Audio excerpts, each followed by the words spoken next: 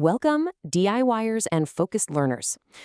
If you've ever looked at a complex solar wiring schematic and felt that sudden, overwhelming wave of panic, well, take a deep breath because you are in the exact right place. In this explainer, we're going to completely reframe how you look at solar installation.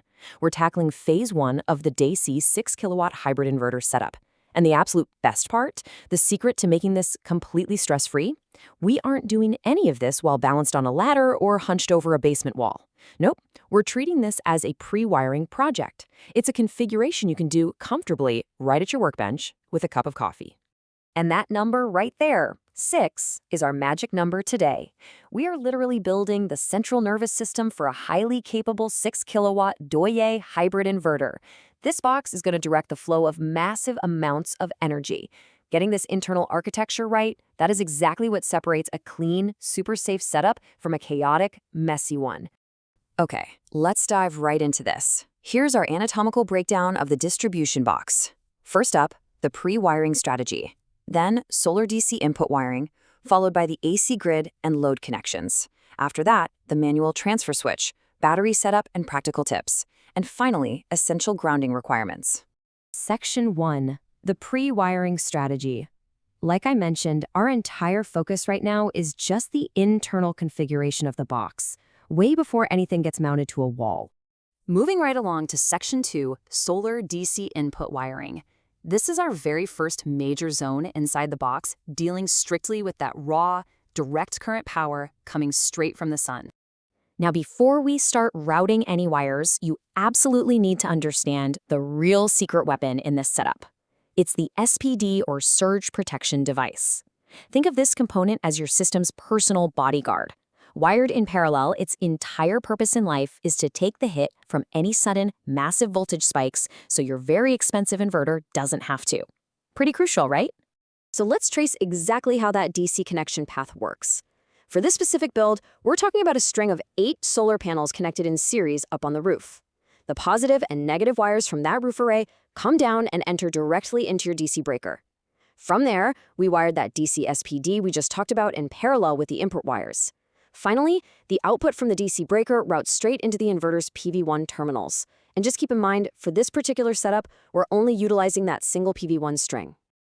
Let's move to Section 3 and see how this builds out. AC grid and load connections.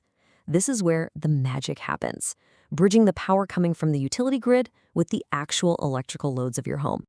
Mapping out these AC connections clearly makes it so much easier to visualize the flow. The inverter's load output connects to a dedicated load breaker, right?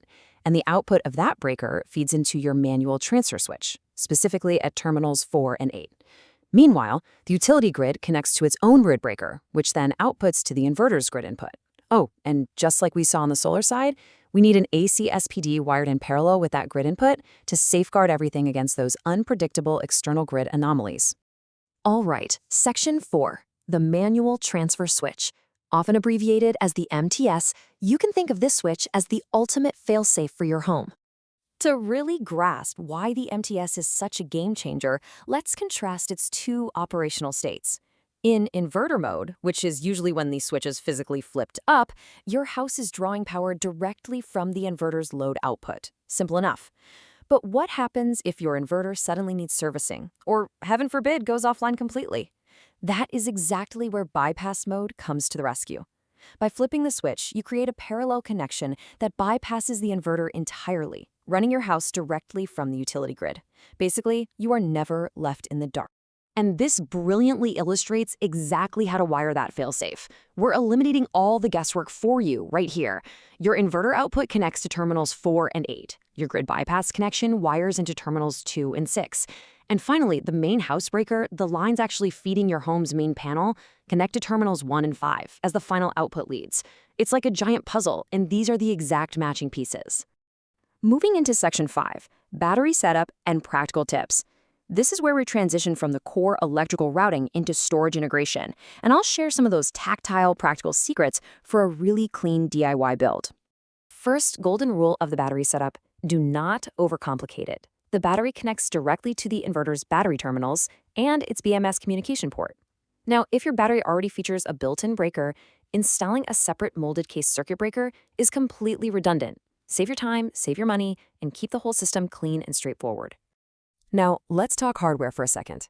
While heavy metal boxes are definitely the professional standard, a plastic distribution box is so much easier for DIYers to drill clean holes into. Seriously, it's a lifesaver. You'll also want to use PG-11 cable glands at every single entry and exit point.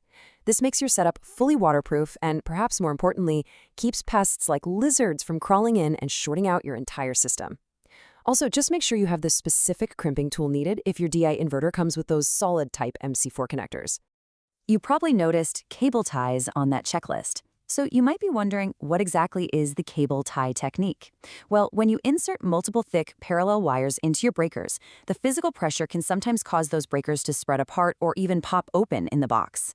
By wrapping a heavy-duty cable tie tightly around the block of breakers, it acts as a stopper. It keeps all the components rigidly aligned. It's such a simple yet absolutely brilliant DIY secret that saves a ton of frustration. And when you're actually making these connections, I want you to pay very close attention to the number 10, specifically 10 to 12 millimeters.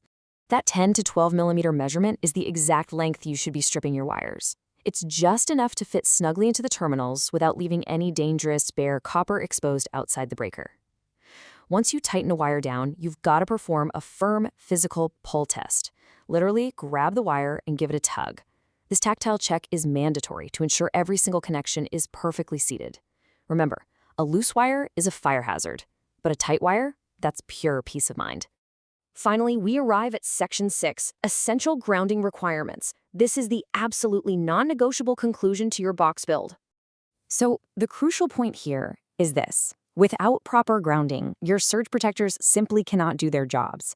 They literally have nowhere to dump that massive spike in voltage. Both your AC and DC SPDs must be linked to a common grounding cable. Furthermore, you must run a dedicated grounding wire straight from the inverter's chassis, which is usually located right at the bottom of the unit, directly to your main grounding bus. Don't skip this, guys. Just think about everything we've accomplished together in this explainer.